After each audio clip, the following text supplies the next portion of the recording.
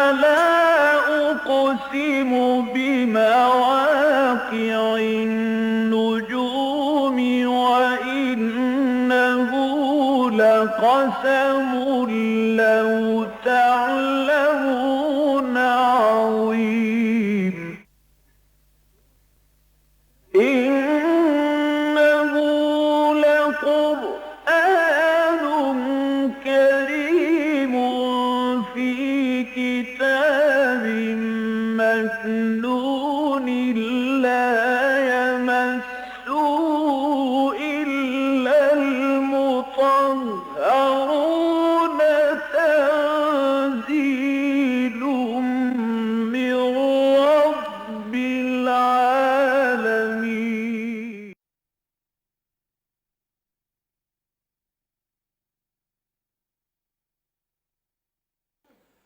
نحمده ونصلي على رسوله الكريم اما بعد فقد قال الله تبارك وتعالى كما ورد في سورة النساء اعوذ بالله من الشيطان الرجيم بسم الله الرحمن الرحيم يا أيها الذين آمنوا كونوا قوامين بالقسط شهداء لله ولو على أنفسكم أو الوالدين والأقربين إن يكن غنيا أو فقيرا فالله أولى بهما فلا تتبعوا الهوى أن تعدلوا وإن تلووا أو تعرضوا فإن الله كان بما تعملون خبيرا يا أيها الذين آمنوا بالله ورسوله والكتاب الذي نزل على رسوله والكتاب الذي أنزل من قبل ومن يكفر بالله وملائكته وكتبه ورسله واليوم الآخر فقد ضل ضلالا بعيدا ان الذين آمنوا ثم كفروا ثم آمنوا ثم كفروا ثم ازدادوا كفرا لم يكن الله ليغفر لهم ولا ليهديهم سبيلا بشر المنافقين بأن لهم عذابا أليما الذين يتخذون الكافرين أولياء من دون المؤمنين أيبتغون عندهم العزة فإن العزة لله جميعا وقد نزل عليكم في الكتاب أن إذا سمعتم آيات الله يكفر بها ويستهزأ بها فلا تقعدوا معهم حتى يخوضوا في حديث غيره إنكم إذا مثلهم إن الله جامع المنافقين والكافرين في جهنم جميعا صدق الله العظيم رب اشرح لي صدري ويسر لي أمري واحلل عقدة من لساني يفقهوا قولي سورہ نساء کی آیت نمبر 136 قرآن مجید کی اہم ترین آیات میں سے ایک ہے۔ اس میں امت مسلمہ کا جو مقام اور مرتبہ ہے، جو اس کے ذمے اللہ کی طرف سے ایک فریضہ عائد کیا گیا ہے، اس کا ذکر ہے۔ جیسے کہ ہم نے دیکھا سورہ بقرہ میں وَكَذَلِكَ جَعَلْنَاكُمْ أُمَّةً وَسَطًا لِتَكُونُوا شُهَدَاءَ عَلَى النَّاسِ وَيَكُونَ الرَّسُولُ عَلَيْكُمْ شَهِيدًا۔ اسی طرح ہم نے تمہیں ایک امت وسط بنایا ہے، درمیانی امت بنایا ہے، بہترین امت بنایا ہے، تاکہ تم گواہ ہو جاؤ پوری نوع انسانی پر اور اللہ کے رسول گواہ ہو جائیں تم پر۔ وہ اللہ کے ہاں کھڑے ہو کر یہ گواہی دیں گے قیامت کے دن کہ اللہ جو تیرا دین، تیری ہدایت میرے پاس آئی تھی، میں نے انہیں پہنچا دی تھی، اور یہی گواہی تمہیں دینی ہوگی کہ تم نے وہ دین پھر آگے پوری نوع انسانی کو پہنچا دیا۔ خدا نہ خواستہ اگر اس میں تم ناکام نکلے تو گویا کہ لوگوں کی جو گمراہی ہے اس کا وبال بھی تم پر آئے گا کہ اللہ انہوں نے ہم تک بات پہنچائی نہیں، ان کے ذمہ تھا ہم تک پہنچانا۔ یہی مضمون پھر آگے آ گیا ہے سورہ آل عمران میں، کنتم خیر امۃ اخرجت للناس تأمرون بالمعروف وتنہون عن المنکر وتؤمنون باللہ۔ تم وہ بہترین امت ہو جسے دنیا والوں کے لیے نکالا گیا ہے۔ دنیا کی دوسری قومیں اپنے لیے جیتی ہیں اور اپنے لیے محنت کرتی ہیں، اپنی فلاح، اپنی بہبود، اپنا غلبہ، اپنی قوت، لیکن یہ کہ تمہیں تو دنیا والوں کے لیے جینا ہے۔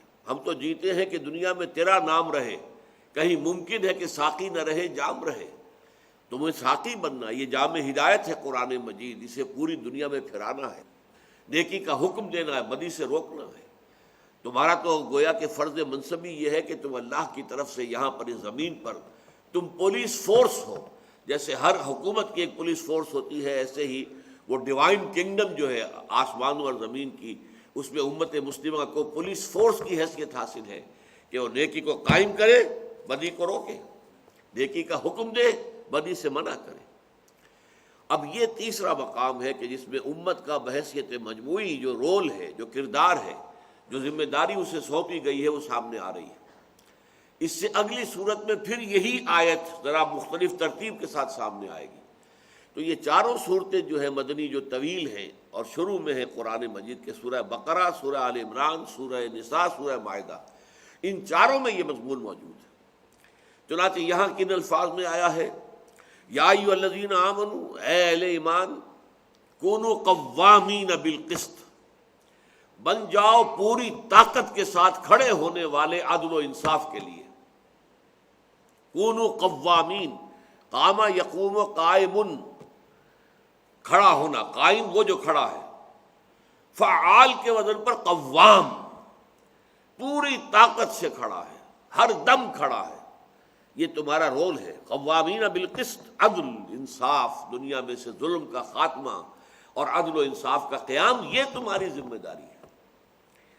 شہداء للہ، اللہ کے حق میں گواہی دیتے ہوئے، یعنی اللہ نے تمہیں دیا ہے نظام عدل و قسط، اللہ نے بتایا ہے کس کا کیا حق ہے، تو گویا کہ جب عدل و قسط قائم کرتے ہو تو تم اللہ کی گواہی دے رہے ہو، اللہ کے گواہ بن کر کھڑے ہو جاؤ گے۔ یہ گویا کہ ایک ہی سکے کے دو پہلو ہیں۔ اگر تم قوام بالقسط بنتے ہو تو گویا کہ شہداء للہ بن جاتے ہو، اللہ کے حق میں گواہی دینے والے۔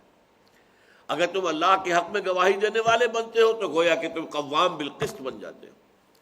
یہ مضمون کس قدر اہم ہے، اس کو یوں سمجھیے کہ قرآن مجید میں سب سے پہلے تو یہ بات سامنے آتی ہے کہ اللہ کی صفات میں سے یہ ہے کہ وہ حق کو قائم کرنے والا ہے۔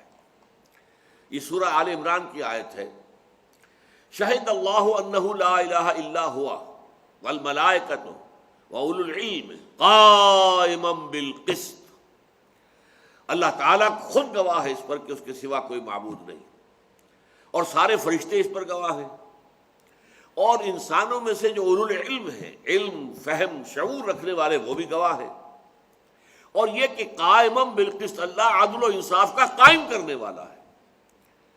اس اعتبار سے آپ غور کریں گے تو ایک اور نقطہ سامنے آنا چاہیے کہ اللہ تعالیٰ کے جو صفاتی نام ہیں وہ یا تو فاعل کے وزن پر آتے ہیں، یا فعیل کے وزن پر آتے ہیں، یا فعال کے وزن پر آتے ہیں۔ علیم فعیل کے وزن پر ہو گیا، اسی طریقے سے ستار، غفار، یہ جو ہے فعال کے وزن پر ہے۔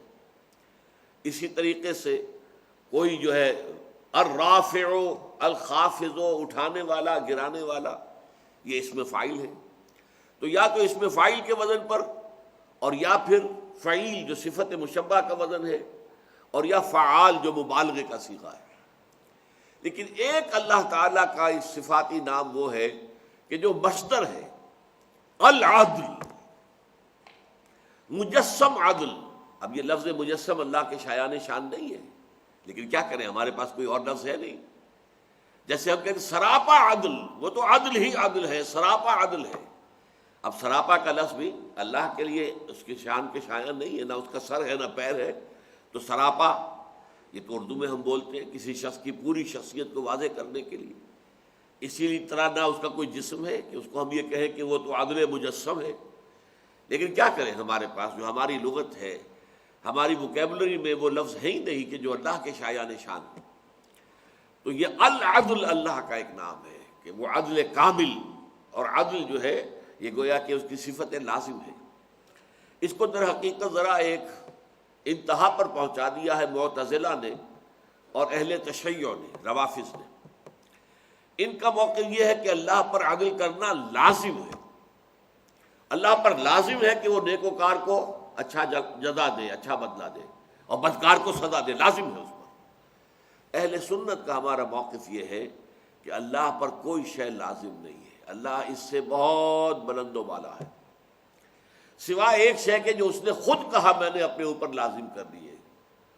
کتب اللہ علی نفسہ الرحمہ، اللہ نے اپنے اوپر واجب کر لی ہے رحمت۔ رحمت تو واجب ہے، لیکن یہ ہے کہ اللہ تعالیٰ کسی نیک وکار کو سزا دے، جہنم میں ڈال دے، اس کا اختیار ہے۔ کسی بدکار کو وہ مغفرت کر دے، اس کا اختیار ہے۔ اگرچہ ہم جانتے ہیں کہ وہ نیک وکاروں کو بدلہ دے گا، اچھا بدلہ دے گا، جزا دے گا، بدکاروں کو سزا دے گا، لیکن یہ اور بات ہے کہ وہ ایسا کرے گا، اور یہ اور بات ہے کہ ہم کہیں کہ ایسا کرنا اس پر لازم ہے۔ تو یہ در حقیقت معتزلہ کا اور اہل تشیع کا، روافض کا موقف ہے کہ اللہ پر لازم ہے عدل۔ تاہم اگر اس انتہا تک نہ جائیں تب بھی یہ بات تو ہے کہ عدل جو ہے اللہ تعالیٰ کی نمایاں صفات میں سے ہے۔ چنانچہ اسی کے ساتھ ہمیں یاد آ جانی چاہیے آیت سورہ حدید کی آیت نمبر 24، وہاں جو فرمایا گیا، بلکہ آیت نمبر 25 ہے غالباً، کہ اللہ تعالیٰ نے نبوت اور رسالت کا سلسلہ شروع ہی کیا اس لیے کہ لوگ عدل پر قائم ہوں۔ لقد ارسلنا رسلنا بالبینات وانزلنا معهم الکتاب والمیزان لیقوم الناس بالقسط، ہم نے اپنے رسولوں کو بھیجا ہے واضح تعلیمات کے ساتھ، واضح نشانیوں کے ساتھ، واضح معجزات کے ساتھ، ان کے ساتھ اپنی کتاب اتاری ہے، شریعت اتاری ہے، میزان اتاری ہے۔ اس سب کا مقصد کیا ہے؟ لیقوم الناس بالقسط، تاکہ لوگ عدل پر قائم ہوں، قسط پر قائم ہوں۔ یہ گویا کہ اگر یہی نہیں ہوتا اور صرف کتاب پڑھ کر ثواب لے لیا جائے تو یہ تو کوئی فائدہ نہ ہوا۔ پھر اس کتاب کے نازل کرنے کا فائدہ تو ہوگا تب جب کہ وہ نظام عدل جو اس نے دیا اسے قائم کیا جائے۔ لیقوم الناس بالقسط، تو گویا کہ اللہ کے ناموں میں سے العدل، قرآن میں لفظ آیا قائما بالقسط۔ انبیاء اور رسول کا سلسلہ کیوں ہے لیقوم الناس بالقسط؟ اب یہاں پر امت جو ہے وہ اس کی اب سب سے بڑی، یہ سمجھیے کہ آلہ ہے اللہ تعالیٰ کے ہاتھ میں، کہ اس امت کا کام اب ہے ظلم کا خاتمہ اور عدل و انصاف کا قیام۔ وہ بات جو ہے یہ سورہ نساء میں بھی آ رہی ہے اور پھر سورہ مائدہ میں بھی آئے گی۔ سورہ مائدہ میں اور اس صورت میں، اس آیت میں بس تھوڑا سا فرق ہے کہ ترتیب الٹ دی ہے، اور ایک یہاں پر بات ایک اور انداز میں کہی گئی ہے مثبت انداز میں، وہاں منفی میں کہی گئی وہی بات، وہ میں ابھی آپ کے سامنے تقابل پیش کر دوں گا۔ یہاں کیا فرمایا؟ یا ایھا الذین آمنوا، اے اہل ایمان، کونوا قوامین بالقسط شہداء للہ، اے ایمان والو بن جاؤ پوری طاقت سے کھڑے ہونے والے۔ یہ فعال کا صیغہ آ گیا، قوام بالقسط، خود بھی قائم رہو قسط و عدل پر اور قائم کرو قسط اور عدل کو۔ شہداء للہ، اللہ کے حق میں گواہی دیتے ہوئے۔ اب ذرا نوٹ کیجئے گا، اس وقت وہ آیت تو سامنے آپ کے نہیں ہے، یہی مضمون سورہ مائدہ میں آیا، یا ایھا الذین آمنوا کونوا قوامین للہ شہداء بالقسط۔ صرف وہ دونوں چیزیں جو ہے ترتیب الٹ گئی، قوامین بالقسط شہداء للہ یہاں ہے، قوامین للہ شہداء بالقسط یہ سورہ مائدہ کی آیت نمبر 8 ہے۔ گویا کہ جو میں نے بات ابتدا میں عرض کی تھی کہ اللہ کے حق میں گواہی اور عدل و انصاف کا قیام، یہ ایک ہی سکے کے دو پہلو ہیں۔ آپ ادھر سے دیکھ رہے ہیں تو قوامین بالقسط پہلے آ گیا ہے، شہداء بالقسط بعد میں آیا ہے۔ اسی کو الٹی طرف سے دیکھیے تو قوامین للہ شہداء بالقسط، بات تو ایک ہی ہے۔ جب اللہ خود قائم بالقسط ہے، جب اللہ خود العدل ہے، تو اب جو امت اس کے ماننے والوں پر مشتمل ہے، اللہ کو مانتی ہے، اللہ پر ایمان رکھتی ہے، اس کا فرض ہے کہ وہ دنیا میں عدل و انصاف کو قائم کرے اللہ کی حق میں گواہی دینے کے لیے، اس لیے کہ وہ خود عدل ہے، العدل۔ تو اس کے حق میں گواہی کیا ہوگی؟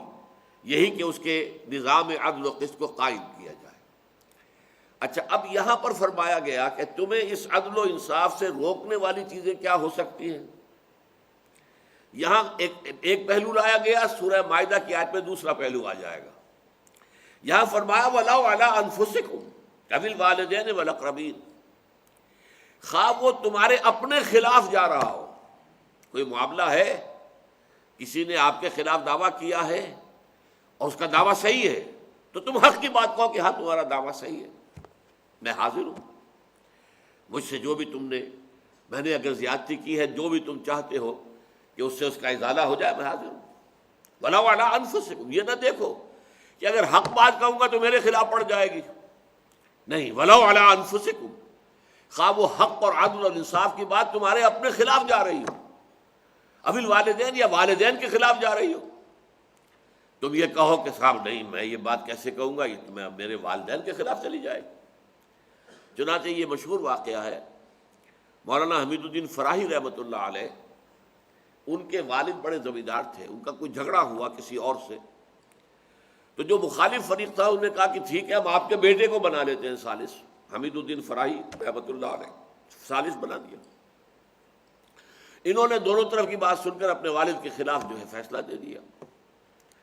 والد پھر ساری عمر ان سے ناراض رہے، لیکن ظاہر بات ہے کہ ایک شخص کے جو حق پر قائم ہے، اب وہ اس لیے کہ میرے والد ہیں میں اپنے والد کے حق میں فیصلہ دوں لازماً، یہ نہیں، جو حق بات ہے وہ کہہ دیے، چاہے وہ والد کے خلاف جا رہی ہو۔ تو تمہیں عدل و انصاف پر قائم رہنا ہے، تمہیں عدل و انصاف کو قائم کرنا ہے، خواہ وہ عدل و انصاف کی بات تمہارے اپنے خلاف جائے یا تمہارے والدین کے والاقربین خواہ اور قرابت داروں کے خلاف جائے۔ اچھا دیکھیے یہ بات تو ایک طرف آئی، سورہ مائدہ کی آیت نمبر 8 میں کیا ہے؟ یا ایھا الذین آمنوا کونوا قوامین للہ شہداء بالقسط ولا یجرمنکم شنآن قوم علی الا تعدلوا اعدلوا هو اقرب للتقوی۔ کسی قوم کی دشمنی تمہیں اس پر آمادہ نہ کر دے کہ تم عدل و انصاف کے خلاف فیصلہ دو۔ یہاں ہے تمہاری محبت آڑے نہ آ جائے، اپنے مفاد کی محبت، اپنے والدین کی محبت، اپنے قرابت داروں کی محبت، کہیں وہ نہ آڑے آ جائے کہ تم عدل و انصاف کے راستے سے ہٹ جاؤ۔ وہاں فرمایا کسی کی دشمنی نہ تمہیں اس پر آمادہ کر دے، الا اللہ تعدلوا کہ تم عدل سے کام نہ لو، اعدلوا عدل سے کام لو، وہ اقرب للتقوی وہی تقوی سے مناسب تر ہے۔ تو یہ آیت 135 سورہ نساء کی اور آیت نمبر 8 سورہ مائدہ کی، یہ بالکل ایک دوسرے کا ریسیپروکل ہے، ایک دوسرے کے ساتھ عکسی ترتیب ہے۔ یا ایھا الذین آمنوا کونوا قوامین بالقسط شہداء للہ، یا ایھا الذین آمنوا کونوا قوامین للہ شہداء بالقسط۔ یہاں فرمایا ولا علی انفسکم او الوالدین والاقربین، وہاں فرمایا لا یجرمنکم شنآن قوم علی الا تعدلوا۔ ایسا نہ ہو کہ کسی قوم کی جو ہے نفرت اور دشمنی تمہیں اس پر آمادہ کر دے کہ تم حق اور انصاف کے راستے سے پھر جاؤ۔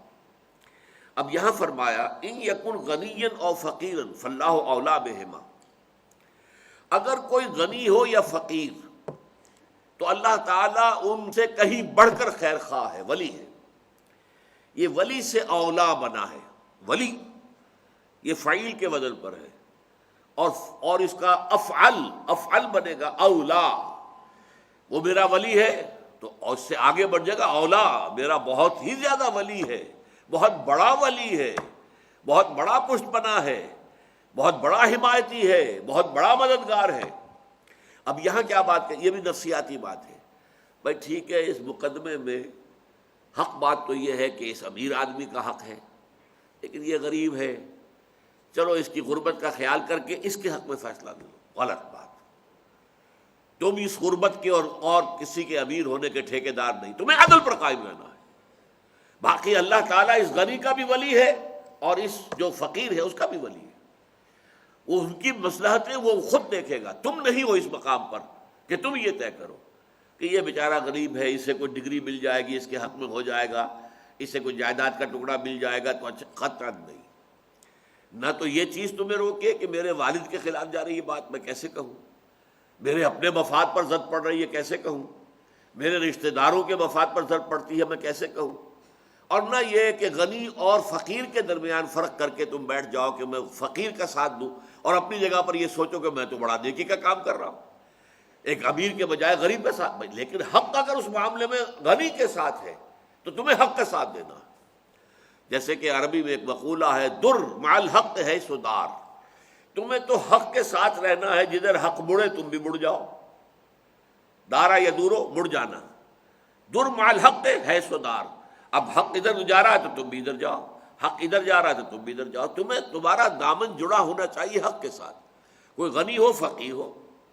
ان یکن غنیا او فقیرا فاللہ اولیٰ بہما، اللہ تعالیٰ ان کی مصلحتوں کو جاننے والا ہے، اللہ تعالیٰ تم سے کہیں بڑھ کر ان کا خیر خواہ ہے، اللہ تعالیٰ ان کے حق میں جو ہے جو بھی بہتر ہوگا فیصلہ کر دے گا۔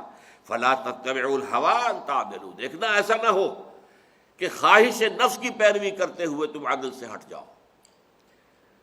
وَإِن تَلْوُوا أَوْ تُعْرِضُوا، اور اگر تم توڑو مروڑو گے، بعض اوقات ایسا ہوتا ہے کہ ایک آدمی سیدھی بات کرے تو وہ تو سیدھی ہو جاتی، ذرا ہیر پھیر کر کے اس بات کو توڑا جائے مروڑا جائے، یہ تلوو ہے۔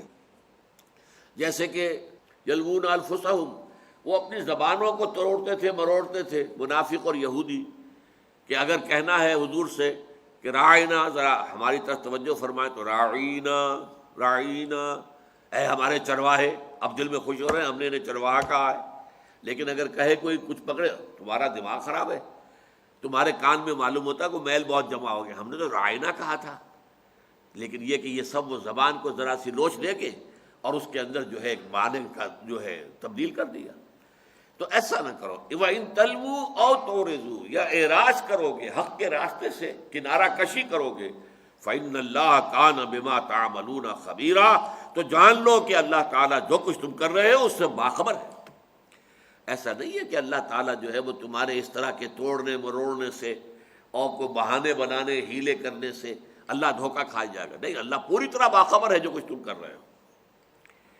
اب اس کے بعد جو آیت آ رہی ہے وہ بھی قرآن مجید کی اہم ترین آیات میں سے، یا ایھا الذین آمنوا آمنوا باللہ ورسولہ والکتاب الذی نزل علی رسولہ والکتاب الذی انزل من قبل، اے ایمان والو، ایمان لاؤ اللہ پر اور اس کے رسول پر صلی اللہ علیہ وسلم، اور اس کتاب پر جو اس نے اپنے رسول پر نازل کی، اور اس کتاب پر جو اس نے پہلے نازل کی تھی۔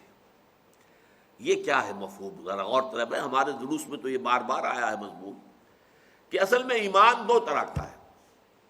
ایک ایمان ہے جو زبان پر تو ہے، دل میں نہیں ہے، زبان سے کہہ رہے ہیں آمنت باللہ وملائکتہ وکتبہ ورسلہ والیوم الآخر والقدر خیرہ وشرہ من اللہ تعالی والبعث بعد الموت، زبان سے کہہ رہے ہیں اشہد ان لا الہ الا اللہ واشہد ان محمد رسول اللہ، دل میں نہیں ہے۔ اب دل میں نہ ہونے کی دو کیفیتیں ہو سکتی، ایک تو یہ کہ دل میں کچھ بھی نہیں ہے، دل خالی ہے، ایک یہ کہ دل میں نفاق ہے۔ دل میں نفاق جو ہے یہ ایک منفی ویلیو ہو گئی، اور دل میں کچھ نہ ہونا یہ زیرو ویلیو ہے۔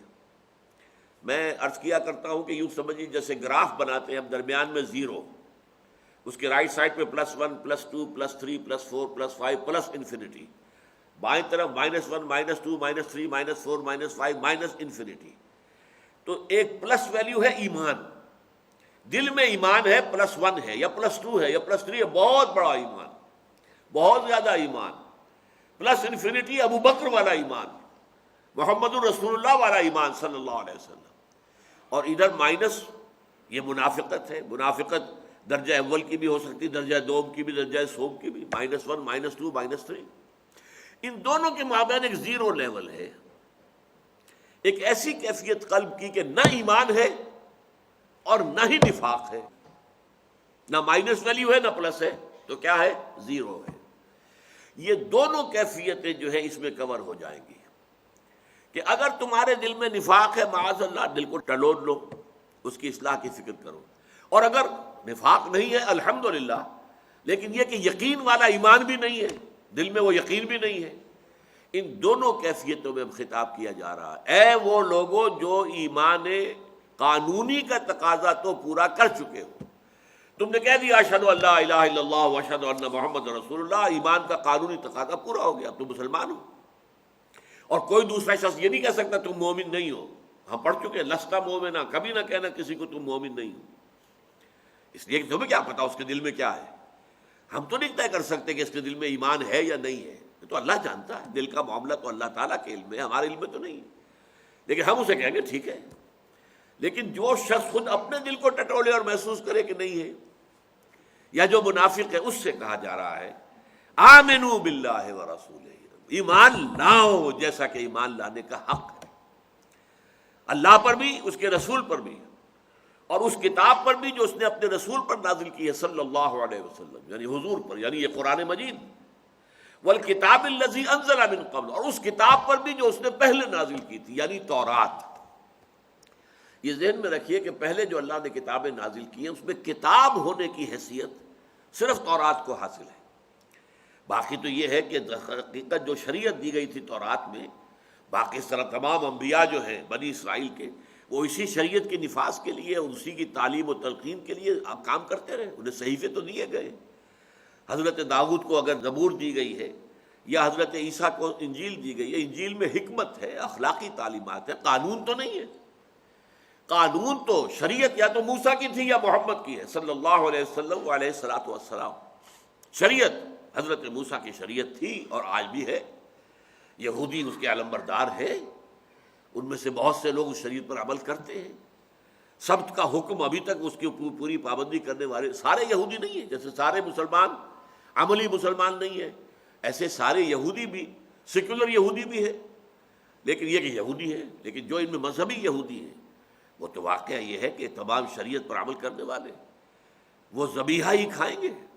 انہی کی وجہ سے پورے یورپ کے اندر جو ہے وہ کوشر میٹ کا علیحدہ تصور ہے، اور ہوائی جہازوں میں آپ کو کوشر جو ہے کھانا علیحدہ ملتا ہے، کیونکہ وہ یہودیوں کے طریقے پر، اور یہودیوں کا اور مسلمانوں کا طریقہ ایک ہی ہے ذبح کرنے کا، کہ یہ گردن کے سافٹ پارٹس کٹے، یہ ہڈی جو ہے یہ نہ کٹے، حرام مغز جو ہے انٹیکٹ رہے، تاکہ جسم کے اندر پھر جو ہے وہ تناؤ اور کھچاؤ پیدا ہو۔ جیسے کہ آپ نے دیکھتے ہیں، آپ ذبح کرتے ہیں بکرے کو، پھر وہ جو ہے جس طریقے سے کہ اس کے اندر پیدا ہوتی ہے، ٹینشنز پیدا ہوتے ہیں، تو اس سے کیا ہوتا ہے کہ بلڈ سکویز آؤٹ ہو جاتا ہے تمام ٹیشوز سے، اور اگر پوری گردن اڑا دو اب بلڈ نہیں نکلے گا، چونکہ وہ اسپائنل کارڈ جو ہے حرام مغز جسے ہم کہتے ہیں وہ بھی کٹ گئی، لہذا اب اس کے اندر وہ رائگرز پیدا نہیں ہوں گے، اور خون جو ہے وہ نجس ہے، تو جسم کے اندر اگر خون رہ گیا تو وہ گوشت جو ہے وہ حرام ہو گیا، جب نکل گیا تو وہ حلال ہے۔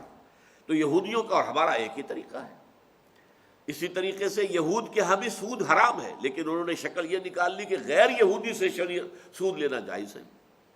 جیسے ہمارے ہاں بھی ایک رائے ہے کہ دارالحرب میں سود لینا دینا جائز ہے، یہ بھی اب وہ دارالحرب کی بھی بڑی عجیب عجیب قسم کی تعریفیں کر دی گئی ہیں۔ ہمارے یہاں کے ایک بہت بڑے صاحب جو ہے مشہور، وہ جا کے امریکہ میں کیا آئے کہ تو دارالحرب ہے، یہاں پہ آپ سود کا لین دین کر سکتے ہیں۔ خدا کے بندو، دارالحرب تو وہ ہوتا تھا جہاں لڑائی ہو رہی ہو، وہاں کون سی لڑائی ہو رہی ہے؟ وہ تو دارالامن ہے، آپ کہہ سکتے ہیں نہ دارالاسلام ہے نہ دارالحرب ہے، دارالامن ہے، تو وہاں پر آپ دارالحرب کے احکام تو نہیں نافذ کر سکتے۔ بہرحال میں عرض یہ کر رہا تھا کہ کتاب جو ہے در حقیقت قرآن سے پہلے صرف وہ تورات ہے۔ ویسے تو اس سے پہلے صحف ابراہیم بھی آئے ہیں، لیکن قرآن مجید ان کا 2 جگہ ذکر تو کرتا ہے، لیکن ہمیں معلوم ہے کہ دنیا میں آج کوئی کتابیں ایسی نہیں ہیں، صحیفے نہیں ہیں جن کو ہم جانتے ہو کہ یہ صحف ابراہیم ہے۔ تورات تو ہے، چاہے محرف ہے، تحریف شدہ ہے تو صحیح نا، انجیل ہے، زبور ہے، چاہے تحریف شدہ ہے لیکن ہے، لیکن صحف ابراہیم کا ہمیں معلوم ہی نہیں۔ ذاتی رائے میری یہ ہے کہ ہندوؤں کے پاس جو اپنشد ہیں وہ میرے خیال میں صحف ابراہیمی کی بگڑی ہوئی شکل ہے، واللہ عالم، لیکن اس کو میں یقین سے نہیں کہہ سکتا۔ جب تک کہ کوئی حدیث مرفوع نہ ہوتی، جب تک کہ قرآن مجید میں تذکرہ نہ ہوتا، کوئی شخص نہیں کہہ سکتا۔ بہرحال ایک گمان ہے، خیال ہے۔ تو یہاں فرمایا یا ایھا الذین آمنوا آمنوا باللہ ورسولہ والکتاب الذی نزل علی رسولہ والکتاب الذی انزل من قبل۔ اب تمہیں دیکھ لو، ٹٹول لو، تمہارے دلوں میں وہ ایمان حقیقی ہے یا نہیں، وہ یقین قلبی ہے یا نہیں۔ اگر نہیں ہے تو کسی اور چیز کے بارے میں سوچنے سے پہلے اس پر غور کرو کہ وہ یقین پیدا کر۔ مجھے وہ شعر یاد آ گیا، یقین پیدا کرے ناداں یقین سے ہاتھ آتی ہے، وہ درویشی کے جس کے سامنے جھکتی ہے فغفوری۔ اب ظاہر بات ہے یقین ہوگا تو آپ عمل کریں گے، یقین ہوگا تو آپ جہاد کریں گے، یقین ہوگا تو آپ اللہ کی راہ میں جان دینے کو سب سے بڑی کامیابی سمجھیں گے۔ یقین نہیں ہے تو آپ خود اپنے عمل میں بھی کچے ہوں گے۔ جہاد کرنا تو بہت دور کی بات ہے، اور موت سے تو بھاگیں گے، ہر طرح سے بچنے کی کوشش کریں گے۔ لیکن یہ کہ اگر یقین ہے تو پھر دین پر عمل بھی ہوگا، یقین ہے تو پھر اللہ کی راہ میں جہاد بھی ہوگا، یقین ہے تو شہادت کی موت کی سب سے بڑھ کے تمنا ہوگی۔ شہادت ہے مطلوب و مقصود مومن، نہ مال غنیمت نہ کشور کشائی۔ جب یہ یقین نہیں ہے اور اس یقین والے ایمان کی ڈیفینیشن جو ہے ہم بہت دفعہ پڑھ چکے ہیں، سورہ الحجرات کی آیت نمبر 15 میں ہے، اس لیے کہ آیت نمبر 14 میں اسلام اور ایمان کو علیحدہ کر دیا۔ قالت الاعراب آمنا قل لم تؤمنوا، اے نبی یہ بدو دعویٰ کر رہے ہیں کہ ہم ایمان لے آئے، آپ ان سے کہہ دیجئے تم ایمان ہرگز نہیں لائے ہو، ولکن قولوا اسلمنا، ہاں یہ کہہ سکتے ہو کہ ہم اسلام لے آئے، مسلمان ہو گئے۔ ولما يدخل الايمان في قلوبكم، ابھی تک ایمان تمہارے دلوں میں داخل نہیں ہوا۔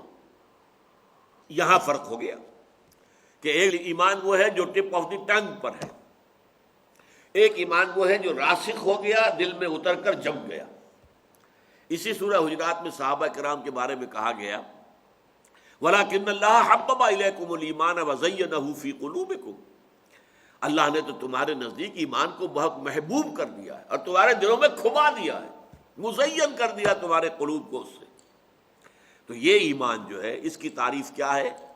انما المؤمنون الذين آمنوا بالله ورسوله ثم لم يرتابوا وجاهدوا باموالهم وانفسهم في سبيل الله، حقیقی مومن تو صرف وہ ہیں جو ایمان لائیں اللہ پر اور اس کے رسول پر، پھر شک ہرگز نہ کریں، یقین بن جائے، اور وہ اس کا عملی ثبوت کیا ہوگا؟ جہاد کریں اللہ کی راہ میں اپنی مالوں کے ساتھ، اپنی جانوں کے ساتھ۔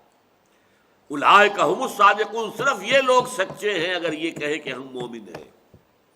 تو یہ ایمان جو ہے، اب دو ایمان ہو گئے، ایک ایمان قانونی اقرار باللسان سے، ایک ایمان حقیقی قلب کے اندر یقین کی کیفیت۔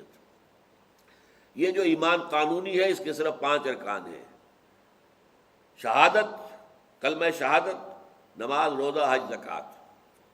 یہ ایمان جو ہے یقین والا، اس کے مزید 2 ارکان ہو جائیں گے، شہادت ہی نہیں، یقین دل میں، اور نماز، روزہ، حج اور زکوٰۃ ہی نہیں، جہاد عمل میں، جو گویا کہ ایمان حقیقی کے 7 رکن ہو جائیں گے: دل میں یقین، زبان پر شہادت، نماز، روزہ، حج، زکوٰۃ اور جہاد فی سبیل اللہ۔ یہ ہے ایمان۔ تو اے قانونی ایمان کے حاملو، ایمان حقیقی لاؤ، ایمان حقیقی ایمان حاصل کرو اللہ پر، اس کے رسول پر اور اس کتاب پر جو اس نے اپنے رسول پر نازل کی، اور اس کتاب پر جو اس نے پہلے نازل کی تھی۔ اور یہاں ذرا فرق دیکھیے، قرآن کے لیے کہا گیا نزل، الذی نزل علی رسولہ، اور تورات کے بارے میں انزل۔ اب یہ بھی 2 فرق ہو گئے، نزول کی 2 شکلیں۔ یہ میں نے بہرحال مضمون واضح کیا ہے کہ اعلام کے معنی ہے کسی کو کوئی چیز بتا دینا، تعلیم کے معنی کسی کو کوئی چیز سکھانا۔ آپ نے بتائی، پھر پوچھا بھائی سمجھ گئے ہو یا نہیں سمجھے ہو، ذرا امتحان بھی لے لیا، اچھا بتاؤ ہم نے کیا کہا تھا، معلوم ہوا کہ نہیں پورا نہیں سمجھا، پھر سمجھایا، پھر سمجھایا، پھر سمجھایا، یہ تعلیم کہلاتی ہے۔ اور بتا دیا، ہم نے تو کہہ دیا بھائی تم سے، ما علینا الا البلاغ، ہمارے ذمے سوائے پہنچا دینے کی ذمہ داری نہیں، یہ اعلام ہے۔ انزال کسی شے کو ایک ہی مرتبہ اتار دینا، تنزیل رفتہ رفتہ تدریجاً پورے اہتمام کے ساتھ اتارنا، یہ تنزیل ہے۔ قرآن حضور پر 23 برس میں نازل ہوا ہے، تھوڑا تھوڑا تھوڑا تھوڑا تھوڑا تھوڑا تھوڑا تھوڑا۔ اگرچہ شب قدر میں پورا قرآن لوح محفوظ سے سمائے دنیا تک اتار دیا گیا تھا، اس کے لیے انزال آتا ہے۔ شہر رمضان الذی انزل فیہ القرآن انا انزلناہ فی لیلۃ القدر، یہاں انزال آ رہا ہے اس لیے کہ پورا قرآن لوح محفوظ سے وہ سمائے دنیا تک نازل کر دیا۔ پھر یہاں سے تھوڑا تھوڑا حضرت جبرائیل وقت کی ضرورت کے مطابق نازل کرتے رہے اللہ کے حکم کے تحت، یہ ہے تنزیل۔ یہ 23 برس میں مکمل ہوئی ہے۔ جو تورات بنیادی تھی جس میں احکام تھے، 10 کمانڈمنٹس، وہ تو پتھر کی تختیوں پر دے دی گئی ایک دم، حضرت موسیٰ کو کوہ طور پر دے دی گئی، اس لیے اس کے لیے انزال کا لفظ آیا ہے، اور قرآن تنزیل۔ یا ایھا الذین آمنوا آمنوا باللہ ورسولہ والکتاب الذی نزل علی رسولہ والکتاب الذی انزل من قبل ومن یکفر باللہ، اور جو کوئی کفر کرے گا اللہ پر، وملائکتہ ہی، اور اس کے فرشتوں سے، وکتبہ ہی، اور اس کی کتابوں سے، ورسولہ ہی، اور اس کے رسولوں سے، والیوم الآخر، اور پچھلے دن سے، یعنی قیامت کا وہ دن، یوم القیامہ، جس میں حساب کتاب ہوگا، جزا و سزا کے فیصلے ہوں گے، فقد ضل ضلالا بعیدا، تو وہ تو گمراہ ہو گیا اور گمراہی میں بہت دور نکل گیا۔ یہاں جو ہے وہ ایمان کے جو آرٹیکلز آف فیتھ جن کو ہم کہیں گے، قرآن مجید میں مختلف جگہوں پر آئے ہیں، مختلف انداز میں آئے ہیں۔ جیسے سورہ بقرہ میں لیس البر ان تولوا وجوہکم قبل المشرق والمغرب ولکن البر من آمن باللہ والیوم الآخر والملائکۃ والکتاب والنبیین، 5 آرٹیکلز آف فیتھ وہاں پر آ گئے۔ اور اسی طرح سورہ بقرہ کی جو لاسٹ بٹ 1 آیت ہے، آمن الرسول بما انزل الیہ من ربہ والمؤمنون کل آمن باللہ وملائکتہ وکتبہ ورسلہ، اسی طریقے سے یہاں آ رہا ہے کہ ایمان جو ہے وہ کن کن چیزوں پر درکار ہے، ان میں سے کسی ایک چیز کا انکار بھی ٹوٹل کا انکار ہوگا۔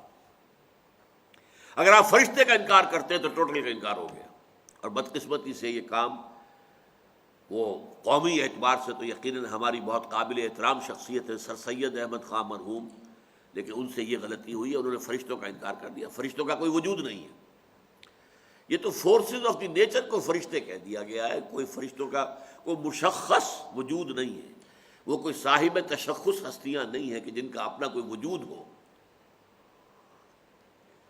تو جو کوئی ایک شے کا بھی انکار کرے گا وہ ٹوٹل کا انکار ہوگا۔ وَمَن يَكْفُرْ بِاللَّهِ، اور جو کفر کرے گا اللہ کا، وَمَلَائِكَتِهِ، اس کے فرشتوں کا، وَكُتُبِهِ، اور اس کی کتابوں کا، وَرُسُلِهِ، اور اس کے رسولوں کا، وَالْيَوْمِ الْآخِرِ۔ اب وَالْيَوْمِ الْآخِرِ میں مزید پھر جو چیزیں شامل ہوگی وہ یہ ہے کہ بعث بعد الموت، اسی لیے کہ جو حدیث جبرائیل میں جو لفظ آیا وہ بعث بعد الموت یہ آیا ہے، الایمان ان تؤمن باللہ وملائکتہ وکتبہ ورسلہ والیوم الآخر والقدر خیرہ وشرہ من اللہ تعالی والبعث بعد الموت، یہ حدیث جبرائیل میں ایمان کی ڈیفینیشن آئی ہے۔ تو وہاں 2 چیزیں آئی، ایک قدر کا، تقدیر پر ایمان، اور مرنے کے بعد دوبارہ اٹھ کھڑے ہونے کا ایمان۔ بعث بعد الموت ہوگی تو یوم قیامت ہوگا نا، اور یوم قیامت میں محاسبہ ہوگا، حساب کتاب ہوگا، فیصلے ہوں گے۔ کچھ خوش قسمت وہ ہوں گے جو سیدھے جنت میں چلے جائیں گے، کچھ بدبخت وہ ہوں گے جو ہمیشہ کے لیے جہنم کے حوالے ہوں گے، کچھ بیچ میں ایسے بھی ہوں گے جن میں ایمان تھا تو صحیح لیکن اتنا کمزور تھا کہ وہ ان کے اعمال جو ہے ان کے اندر ظاہر نہیں ہو سکا پورے طور پر۔ تو نیک عمل بھی کچھ کیے ایمان کے تحت اور ساتھ ہی بد عملیاں بھی رہی، تو ان کے اعمال کو تولا جائے گا، پلڑا کون سا بھاری ہے؟ نیکیوں کا پلڑا بھاری ہے تو جاؤ سیدھے چلے جاؤ جنت کے اندر، چاہے ایمان کمزور تھا لیکن تمہارا نیکیوں کا پلڑا بھاری ہے، جاؤ۔ اور ایمان کمزور تھا اور نیکیوں کی بجائے بدیوں کا پلڑا بھاری ہے تو بھائی جہنم میں جاؤ، وہاں تمہاری صفائی ہوگی۔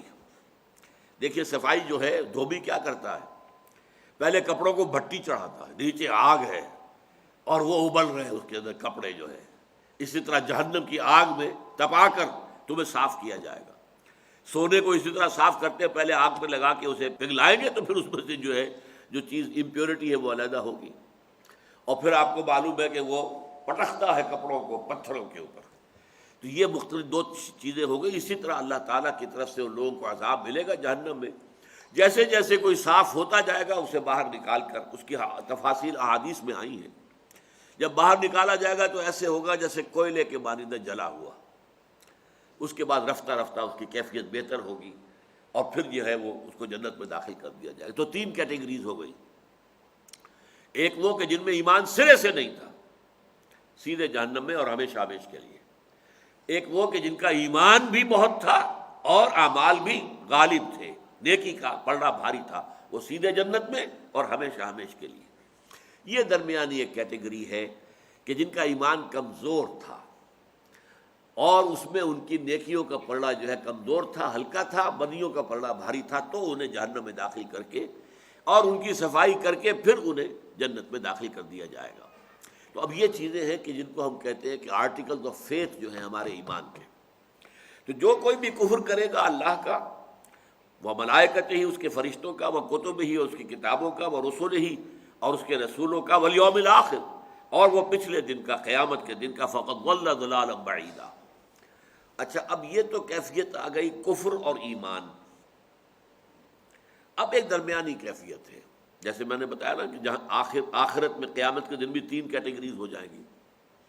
تو یہاں بھی ایک کیٹیگری ہے، ایک ہے کھلے کافر دنیا کے اندر، صاف کافر، مخالف، مشرک، ایک ہے اہل ایمان صحابہ کرام، درمیان میں کچھ لوگ ہیں مذبذبین بین ذالک، یہ الفاظ بھی آ جائیں گے آگے چل کر۔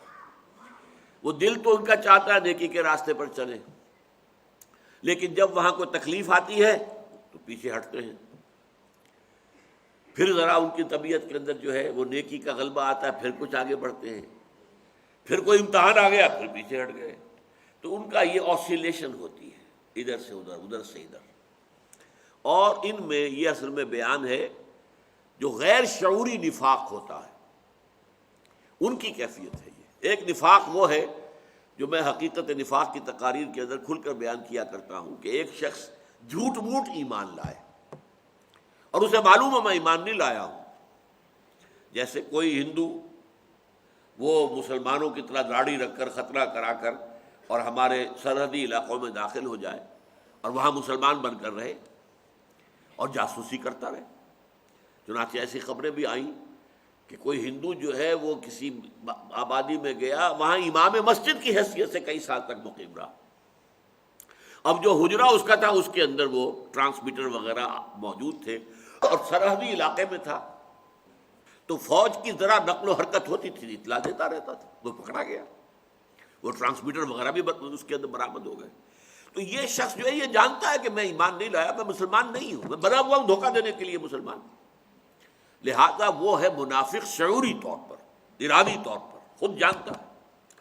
ایسے ہی یہودیوں نے ایک سازش کی تھی مدینہ منورہ میں کہ یہ جو اسلام کی دھاک جو ہے بیٹھ گئی ہے کہ جو شخص ایمان لے آئے اس کے ٹکڑے کر دو تب بھی وہ واپس نہیں ہوتا، بڑا سے بڑا امتحان، بڑی سے بڑی آزمائش۔ تو یہ جو گڈ ول بن گئی ہے اس کو ذرا کمزور کرنے کے لیے ایسے کرو، ہم صبح کے وقت ایمان کا اعلان کریں گے اور سارا دن حضور کی صحبت میں رہیں گے، شام کو ہم پھر کہہ دیں گے نہیں جی نہیں کچھ نہیں ہے یہاں، یہ تو دور کے ڈھول سہانے تھے، ہم نے قریب آ کے دیکھ لیا کچھ نہیں ہے، تو ہم تو واپس جا رہے ہیں اپنے دین میں۔ یہ سازش ہے جس کا سورہ آل عمران میں ذکر موجود ہے۔ جس چیز پر یہ اہل ایمان لائے تم بھی صبح کے وقت اس پر ایمان کا اعلان کر دو، وَاغْفِرُوا آخِرَهُ، اور آخری حصہ دن کا آئے تو کفر کر دو، مرتد ہو جاؤ۔ تو یہ سازش تھی۔ تو جو گھنٹے بھی انہوں نے گزارے ہیں ایز اے مسلم، تو وہ جانتے تھے کہ ہم تو ہے نہیں مسلمان، ہم تو کافر کے کافر ہیں، لیکن ہم دھوکہ دینے کے لیے۔ لیکن اگر اسی 8 گھنٹوں میں کسی کا انتقال ہو جاتا تو ظاہر بات ہے اس کی نماز جنازہ پڑھی جاتی، because legally he was a Muslim, اس نے کلمہ شہادت پڑھا ہے صبح اور وہ آ گیا ہے حضور کی صحبت میں بیٹھ رہا ہے، اس وقت موت ہو جاتی تو کیا ہوتا، اس کی نماز جنازہ پڑھی جاتی۔ تو یہ ہے لیگل اسلام کا معاملہ۔ تو یہاں پر فرمایا گیا کہ اس لیگل اسلام کے پردے میں جب نفاق ہوتا ہے اور یہ انسان جو ایمان لایا تھا دھوکہ دینے کے لیے نہیں، دل سے ایمان لایا تھا، صحیح سمجھ کے ایمان لایا تھا، لیکن پھر جب تکالیف آئی، مصیبتیں آئیں، انفاق کا مطالبہ آیا، قتال کا مطالبہ آیا، اب وہ جو ہے ویورنگ ہے، کچھ آگے بڑھے کوئی پیچھے ہٹ گئے، کچھ آگے بڑھے پھر کوئی پیچھے ہٹ گئے۔ اس کا نقشہ کھینچا گیا ہے اس میں، اس آیت جو آ رہی ہے، ان الذین آمنوا ثم کفروا ثم آمنوا ثم کفروا ثم ازدادوا کفرا لم یکن اللہ لیغفر لهم ولا لیہدیہم سبیلا۔ بے شک وہ لوگ جو ایمان لائے پھر کافر ہو گئے، پھر ایمان لائے پھر کافر ہو گئے، پھر وہ کفر میں بڑھتے چلے گئے۔ اب یہ دیکھیے بڑا خوبصورت نقشہ ہے، کوئی شخص پانی میں ڈوب رہا ہو تو آپ نے دیکھا ہوگا نیچے گیا پھر ایک دفعہ آیا، پھر ڈبکی گئی پھر ایک دفعہ آیا، پھر گیا تو گیا، پھر نیچے کا نیچے رہ گیا۔ تو یہ جو ہوتا ہے ایک ایمان تو آیا تھا، انہیں سمجھ میں آیا تھا کہ ہاں بات ٹھیک ہے، یہ جو محمد کہہ رہے ہیں ٹھیک ہے، ہمارا دل بھی گواہی دیتا ہے ٹھیک ہے، ایمان لے آئے۔ لیکن جب آئی تکلیف، جب آئی مصیبت، جب آیا مطالبہ انفاق فی سبیل اللہ کا، جہاد فی سبیل اللہ کا، قتال فی سبیل اللہ کا، تو اب پیچھے ہٹے۔ لیکن یہ پیچھے ہٹنا بھی ایک دم نہیں ہوتا، پہلے یہ ہے کہ ہٹ گئے تھے تو آ کے معافی مانگ لی، اے نبی مجھ سے غلطی ہو گئی، میں نہیں جا سکا جنگ میں، آپ میرے لیے استغفار کریں، اللہ تعالیٰ مجھے معاف کر دیں۔ اس وقت تک تو ہم کہیں گے کہ یہ نفاق نہیں ہے، یہ ضعف ایمان ہے، ایمان کی کمزوری کے علاوہ۔ اس سے آگے بڑھ کر جھوٹے بہانے بنانے شروع کر دیے. میری یہ مجبوری ہے، میرا یہ معاملہ ہے، میری بیمار ہے، اس کو دیکھنے والا کوئی نہیں ہے، حضور میں نہیں جا سکتا. اچھا جاؤ، مت جاؤ، بیٹھ جاؤ. حضور کو معلوم ہوتا تھا کہ یہ جھوٹ بول رہا ہے، لیکن یہ کہ آپ کہتے تھے شرافت اور مروت کی بنیاد پر کہ ٹھیک ہے جی بیٹھے آپ. یہ اب نفاق شروع ہو گیا. اب اس کے بعد اگلی منزل آتی ہے کہ اب وہ جھوٹی قسمیں کھانا، خدا کی قسم ہے، میری یہ مجبوری ہے، میرا یہ معاملہ ہے. اب یہ نفاق دوسری شکل میں چلا گیا، دوسری سٹیج پر. تیسری سٹیج یہ ہوتی ہے کہ پھر دشمنی ہو جاتی ہے. جو اس وقت کے امیر ہیں، یعنی حضور تھے اس وقت کے امیر مسلمین، امیر جماعت، ان سے دشمنی اور اہل ایمان سے دشمنی. کہ یہ لوگ جو اپنی جانیں ہتھیلی پر رکھے ہر وقت حاضر ہونے کو تیار ہوتے ہیں کہ یہی پکارا کھڑے ہو گئے، چل پڑے. انہیں نہ دائیں کی فکر، نہ بائیں کی فکر، نہ اپنے بچوں کی فکر، نہ بچیوں کی فکر، نہ گھر کی محبت، کچھ بھی نہیں. تو یہ لوگ ہیں اصل میں جن کی وجہ سے ہم جو ہیں نمایاں ہو جاتے ہیں. وہ چل پڑے، ہم بیٹھے رہے تو ہم نمایاں ہو گئے. سب بیٹھے رہتے تو سب کے سب ٹھیک رہتے، کوئی بات نہیں تھی. جب یہ تیسری سٹیج آئی تو گویا کہ اب ڈوب گئے. اب آخری سٹیج تھی یہ، اس کے بعد ان کے لیے اب وہ اوپر نہیں آئیں گے. تو یہ اندر ہی اندر ہوتا ہے. یہاں پہ کفر کا مطلب ارتداد نہیں ہے، قانونی طور پر وہ کافر نہیں ہوئے، یہ اندر ہو رہی ہے کیفیت. جس کی مثال میں دیا کرتا ہوں کہ وہ بڑا سا شہتیر ہے اور اس میں دیمک لگی ہوئی ہے. وہ دیمک جو ہے اندر ہی اندر اس کو کھا رہی ہے، لیکن اوپر جو ہے ایک چفٹی سی وہ چھوڑ کے رہتی ہے تاکہ وہ نظر نہ آ جائے. اگر تو آپ کو نظر آ گیا ارے دیمک لگی ہوئی ہے تو آپ فوراً دیکھیں گے کتنی گہری ہے، کیا ہو گیا ہے. لیکن وہ اوپر ایک ونیئر جو ہے، ایک جو اس کے اوپر چھوڑ کے جاتی، اتنی سمجھدار، اتنی سا وہ کیڑا جو اس کو سمجھدار ہے کہ باہر سے ظاہر نہ ہو کہ ہم اس کو کھا رہے ہیں، اندر ہی اندر کھوکھلا کر دیں. اور اس کے بعد وہ جب گرتا ہے تو پتہ چلتا ہے ارے یہ تو دیمک اس کو ختم کر چکی تھی، اس کی طاقت ختم ہو چکی، ہمیں نظر ہی نہیں آیا. دروازے کی چوکھٹ میں اسی طرح دیمک لگتی ہے، اوپر سے جو ہے ایک ونیئر جو ہے وہ باقی ہے، اندر سے کھوکھلا ہو چکا ہے. یہی معاملہ ان کا تھا. اوپر سے اسلام، قانونی اسلام انٹیکٹ رہتا تھا، یہ اندر ہی اندر جو ہے یہ ڈبکیاں کھا رہے ہیں. ان الذین آمنوا ثم کفروا ثم آمنوا ثم کفروا ثم ازدادوا کفرا. پھر دو سٹیجز کے بعد تیسری سٹیج وہی ہے کہ پھر وہ کفر کے اندر بڑھتے چلے جاتے ہیں. اب نفاق جو ہے تھرڈ سٹیج کو پہنچ گیا تو وہ ناقابل علاج ہے. جیسے کہ کسی زمانے میں کہا جاتا تھا ٹی بی تھرڈ سٹیج کو داخل ہو گئی ہے، اب تو اس کا علاج کوئی نہیں ہے، اب تو دن گننے ہیں. ٹھیک ہے، اس کے لیے ذرا اچھے کھانے پینے کا بندوبست رکھو، اللہ اللہ خیر صلی اللہ، علاج کوئی نہیں. آج کل علاج ہے اللہ کے فضل و کرم سے، لیکن یہ کہ تھرڈ سٹیج جو تھی نفاق کی وہ بھی لا علاج تھی. پوائنٹ آف نو ریٹرن، اب واپس نہیں آ سکتے. لہذا اس کا نقشہ کھینچا گیا. ان الذین آمنوا ثم کفروا ثم آمنوا ثم کفروا. پھر نوٹ کر لیجئے یہ ظاہری نہیں ہے، باطنی کیفیت ہے جس کا ذکر ہو رہا.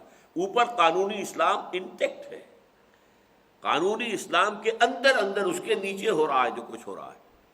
ان الذین آمنوا ثم کفروا ثم آمنوا ثم کفروا ثم ازدادوا کفرا. پھر کفر میں بڑھتے چلے گئے.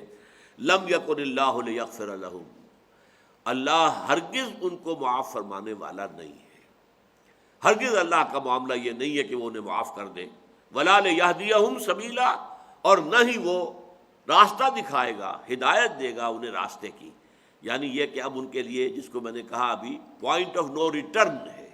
گویا کہ اللہ کی طرف سے ان کے دلوں پر بھی مہر ہو گئی ہے. طبع اللہ علی قلوبہم، ختم اللہ علی قلوبہم. یہ ایک دم نہیں ہوتا، شروع سے نہیں ہوتا. یہ جب یہ پورے اس طریقے سے آدمی ڈوبتا ڈوبتا ڈوبتا ڈوبتا پھر بالکل جو ہے وہ نیچے نکل جاتا ہے، تہہ میں جا پہنچتا ہے، تو یہ وہ کیفیت ہے کہ اس کے بعد اب اس کے اوپر آنے کا کوئی امکان نہیں. بشر المنافقین بان لہم عذابا علیما. معلوم ہو گیا یہ ذکر کن کا ہو رہا تھا؟ منافقین کا. اے نبی بشارت دے دیجیے ان منافقین کو جو اس کیفیت میں مبتلا ہے. ان الذین آمنوا ثم کفروا ثم آمنوا ثم کفروا، جو اس کیفیت میں مبتلا ہے. تو اے نبی بشر المنافقین بان لہم عذابا علیما، تو بشارت دے دیجیے ان منافقین کو کہ ان کے لیے بہت دردناک عذاب ہے. الذین یتخذون الکافرین اولیاء من دون المؤمنین. اب یہ منافقین کی بعض صفات آگے آ رہی ہیں. جیسے کہ میں نے عرض کیا تھا سورہ نساء کا اکثر و بیشتر حصہ جو ہے نفاق اور منافقین کے ذکر پر اور ان کی تفاصیل جو ہے اس پر مشتمل ہے، اکثر حصہ. اگرچہ جیسے یہاں لفظ منافق آ گیا ہے، دوسری جگہوں پر آپ کو لفظ منافق نہیں ملے گا، لیکن ہے بھی. لیکن یہ کہ یہ سارا ہمیں دیکھنا پڑتا ہے کہ اگرچہ یا ایھا الذین آمنوا کہا جا رہا ہے، لیکن یہ اصل میں یہاں مخاطب کون ہے؟ یہ ضعیف الایمان یا جو قوی الایمان ہے، یا وہ کہ جو اندر سے منافق کھوکھلے ہیں؟ الذین یتخذون الکافرین اولیاء من دون المؤمنین، وہ لوگ، وہ منافق جو اہل ایمان کو چھوڑ کر کافروں کو اپنا دوست، پشپناہ، حامی اور مددگار بناتے ہیں۔ یہ مضمون جو ہے پوری شان کے ساتھ تو آئے گا سورہ مائدہ کے اندر، یا ایھا الذین آمنوا لا تتخذوا اليہود والنصارى اولیاء بعضهم اولیاء بعض۔ یہ تو جب ہم سورہ مائدہ پر پہنچیں گے تو تفصیل سے گفتگو ہوگی۔ یہاں منافقین کی علامت کے طور پر لایا جا رہا ہے، یہ چاہتے ہیں ان کے ساتھ مل کر رہے، ان سے اپنی دوستی گانٹھے رکھے۔ اصل میں جیسے ہوتا ہے نا، آپ کہتے ہیں don't keep all the eggs in one basket, ایک ہی ٹوکری میں سارے انڈے رکھو گے تو ٹوکری گر گئی تو سارے ٹوٹ جائیں گے نا، تقسیم کر لو، کچھ اس میں کچھ اس میں، ایک گر بھی گئی تب بھی کچھ آدھے انڈے تو سلامت رہیں گے نا۔ اسی طریقے سے وہ اپنی وفاداریاں تقسیم کر دیتے تھے۔ مسلمانوں سے بھی کہو ہم آپ کے ساتھ ہیں، جی ہم تو آپ کا ساتھ ہیں، ہم ایمان لائے ہیں، ہم جو بھی آپ حکم دیں ہم حاضر ہیں۔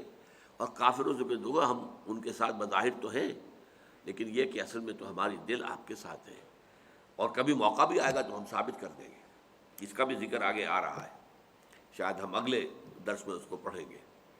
تو اس طریقے سے وہ دونوں کے ساتھ جو ہے وہ اپنی بنا کر رکھنا چاہتے تھے کہ کیا پتہ، تیل دیکھو، تیل کی دھار دیکھو، پتہ نہیں ان کا غلبہ ہو جائے، پتہ نہیں ان کا غلبہ ہو جائے، کیا پتہ۔ تو تم اپنے جو معاملات ہیں دونوں کے ساتھ درست رکھو، اہل ایمان کا غلبہ ہو جائے، جی ہم بھی تو اہل ایمان تھے نا، ہم بھی آپ کے ساتھ تھے، اور اگر کفار کا اگر غلبہ ہو گیا، دیکھو جی ہم تو آپ کی مدد کرتے رہے، ہم آپ کو ان کے راز بتاتے رہے، اور ہم نے تو در حقیقت اپنے آپ کو آپ کے لیے ڈھال بنا لیا تھا، ان کے حملے ہم سہتے تھے اور آپ کو بچاتے تھے۔ تو یہ ایک منافقی جو دنیا کا طالب ہے، ظاہر بات ہے، جسے آپ کہتے ہیں ورلڈلی وائز تو وہی شخص ہے جو ہر حال میں اپنے مفاد کو پیش نظر رکھے۔ اگر اسے غلط کام کرنا پڑ رہا ہے تب بھی کرے گا، اس لیے کہ اس کو تو اپنا مفاد پیش نظر ہے۔ اگر وہ صحیح راستے سے نہیں ملتا ہے اپنا مفاد، تو غلط راستے سے، بائی ہک اور بائی کروک جسے آپ کہتے ہیں۔ تو ان کا معاملہ کیا ہے؟ الذین یتخذون الکافرین اولیاء من دون المؤمنین ایبتغون عندهم العزہ، کیا یہ ان کے پاس عزت کے طلبگار ہیں؟ چاہتے ہیں کہ ہم ان کے ساتھ ہی اگر رہیں گے تو ہمیں عزت ملے گی، ہمیں دنیا کے اندر ایک مقام ملے گا، ہماری ایک حیثیت ہوگی۔ فإن العزة للہ جمیعا، تو جان لو عزت پوری کی پوری اللہ کے لیے۔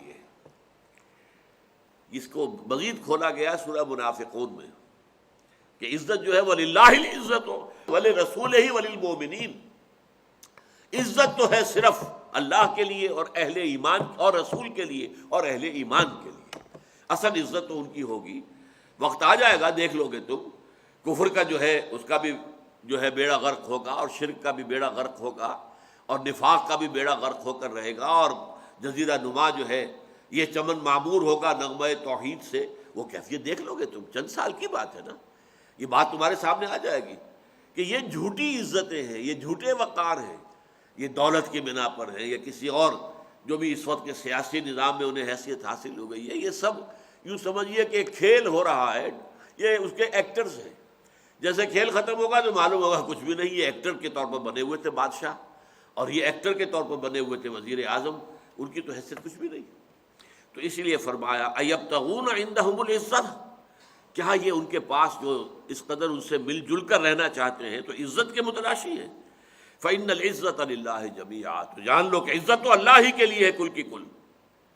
ان کی ایک اور علامت بیان ہوئی، وقد نزل علیکم فی الکتاب، اور تم پر یہ بات نازل کر دی گئی تھی کتاب میں، اللہ نے نازل کر دی تھی یہ ہدایت کتاب میں۔ اس سے مراد ہے سورہ انعام کی ایک آیت، وہ ابھی میں کوٹ کر دوں گا آپ کو، کہ ان سے کیا کہا گیا تھا، ان اذا سمعتم آیات اللہ یکفر بہا ویستہزأ بہا، کہ اہل ایمان جب تم سنو کہ اللہ کی آیات کا انکار کیا جا رہا ہے یا استہزاء کیا جا رہا ہے۔ یہ کافر لوگ جو ہوتے تھے وہ اپنی محفلوں میں مذاق اڑایا کرتے تھے، لو جی آج محمد نے یہ کہہ دیا صلی اللہ علیہ وسلم، یہ کہہ دیا 19 فرشتے ہیں جہنم کے اوپر، تو 19 تو کوئی زیادہ نہیں ہے، ان میں سے ایک نے کہا بھائی 10 کے لیے تو میں کافی ہوں اکیلا، باقی 9 کی تم فکر کر لینا۔ اس طرح سے مذاق ہنسی مذاق میں اڑایا کرتے تھے۔ اب اگر کوئی منافق ہے ان کے پاس بیٹھا رہتا ہے، سنتا رہتا ہے، نہ کوئی احتجاج کرتا ہے نہ وہاں سے اٹھ کر جاتا ہے۔ اچھا احتجاج کرے گا تو مار پڑ جائے گی، تو کم سے کم یہ تو کرے نا کہ وہاں سے اٹھ کے چلا جائے۔ یہ حکم تھا جو سورہ انعام میں آ گیا تھا، مکی صورتوں میں۔ وہ کیا ہے وہ میں آیت آپ کو سنا رہا ہوں۔ وَإِذَا رَأَيْتَ الَّذِينَ يَخُوضُونَ فِي آيَاتِنَا، جب تم دیکھو کہ ان لوگوں کو جو ہماری آیات میں مین میخ نکال رہے ہیں، فَأَعْرِضْ عَنْهُمْ، تو ان سے اعراض کر لو، ہٹ جاؤ وہاں سے، حتیٰ يَخُوضُوا فِي حَدِيثٍ غَيْرِهِ، یہاں تک کہ وہ کسی اور بات میں مشغول ہو جائیں۔ یعنی یہ کہ مومن صادق کا ظاہر بات ہے اسے تعلق توڑنا تو نہیں ہے، ان تک حق پہنچانا ہے، دعوت و تبلیغ کرنی ہے۔ اگر بالکل مقاطعہ کر دیں تو پھر کیسے موقع ملے گا دعوت و تبلیغ کا؟ لیکن یہ کرو کہ جب ایسا ہو رہا ہو تب ان کے پاس مت بیٹھو، وہاں سے اٹھ کر چلے جاؤ۔ اذا رأيت الذين يخوضون في آياتنا فأعرض عنهم حتى يخوضوا في حديث غيره، یہاں تک کہ وہ کسی اور معاملے کے اندر، اب ان کی گفتگو کا رخ جو ہے وہ بدل جائے، پلٹ جائے، کسی اور معاملے پر بات کر رہے ہیں، تو اس وقت تک کے لیے تم ان سے کنارہ کشی اختیار کیے رکھو۔ وَإِمَّا يُنْسِيَنَّكَ الشَّيْطَانُ، اور اگر کہیں تمہیں شیطان بھلا ہی دے، اس محفل میں بیٹھے تھے، تمسخر شروع ہو گیا ہے حضور کے بارے میں اور قرآن کے بارے میں، تمہیں یاد نہیں رہا کہ ہماری تو ہدایت یہ تھی، پھر اچانک درمیان میں یاد آ گیا کہ یہ تو غلط کام میں کر رہا ہوں۔ وَإِمَّا يُنْسِيَنَّكَ الشَّيْطَانُ فَلَا تَقْعُدْ بَعْدَ الذِّكْرَىٰ مَعَ الْقَوْمِ الظَّالِمِينَ، تو جب بات یاد آ جائے تو پھر مزید مت بیٹھنا، پھر بھی بیٹھو گے تو پھر مجرم ہوگے، پھر اللہ تعالیٰ کے یہاں حساب ہو جائے گا، پھر تم سے پوچھا جائے گا، تو you will be responsible, you will be held accountable. یہی بات یہاں پر دہرا دی گئی ہے۔ وَقَدْ نَزَّلَ عَلَيْكُمْ فِي الْكِتَابِ أَنْ إِذَا سَمِعْتُمْ آيَاتِ اللَّهِ يُكْفَرُ بِهَا وَيُسْتَهْزَأُ بِهَا فَلَا تَقْعُدُوا مَعَهُمْ حَتَّىٰ يَخُوضُوا فِي حَدِيثٍ غَيْرِهِ، یہ بات تم پر نازل کر دی گئی تھی کہ جب تم دیکھو سنو اللہ کی آیات کا انکار بھی کیا جا رہا ہے اور مذاق اڑایا جا رہا ہے، تو مت بیٹھو ان کے ساتھ یہاں تک کہ وہ کسی اور بات میں مشغول ہو جائیں۔ انکم اذم مثلہم، اگر تم وہاں بیٹھے رہو گے تو ان جیسے ہی ہوگے، تم بھی اللہ کے نزدیک ان جیسے ہوگے، ان کے ساتھ شمار کیا جائے گا۔ یعنی بے حمیت ہو، بے غیرت ہو، تم اللہ کا مذاق اڑ رہا ہے، اللہ کی کتاب کا مذاق اڑ رہا ہے، اللہ کی آیات کا مذاق اڑ رہا ہے، اللہ کے نبی کا، اور پھر بیٹھے ہوئے تم وہاں پر، تو یہ ایمانی غیرت تمہارے اندر نہیں ہے، پھر اللہ تعالیٰ تمہیں انہی میں شمار کرے گا۔ تمہارا حساب جو ہے، اور یا یہ مانی ہے کہ اگر تم اس طرز عمل پر قائم رہے تو پھر اللہ تمہیں بھی ویسا ہی کر دے گا۔ تمہارے اندر سے ایمان کی اگر حمیت اور غیرت ختم ہوئی ہے تو پھر ایمان بھی ختم ہو جائے گا۔ انکم اذم مثلہم، پھر تم انہی جیسے ہو جاؤ گے۔ ان اللہ جامع المنافقین والکافرین فی جہنم جمیعا، اور اللہ تعالیٰ لازماً جمع کر کے رہے گا منافقوں اور کافروں کو جہنم میں، سب کو۔ یعنی یہ منافق قانونی اعتبار سے مسلمان ہیں، دنیا میں اہل ایمان کے گروہ میں شامل ہیں، ان کا لیگل اسلام ایکنالجڈ ہے، قبول ہے، لیکن آخرت میں ان کا انجام جو ہوگا وہ کافروں کے ساتھ ہوگا۔ دنیا میں یہ مسلمانوں کے ساتھ، آخرت میں کافروں کے ساتھ۔ ان اللہ جامع المنافقین والکافرین فی جہنم جمیعا، یقیناً اللہ تعالیٰ جمع کر کے رہے گا ان تمام کافروں اور منافقوں کو جہنم کے اندر۔ بارک اللہ لی ولکم فی القرآن العظیم ونفعنی وإیاکم بالآیات والذکر الحکیم۔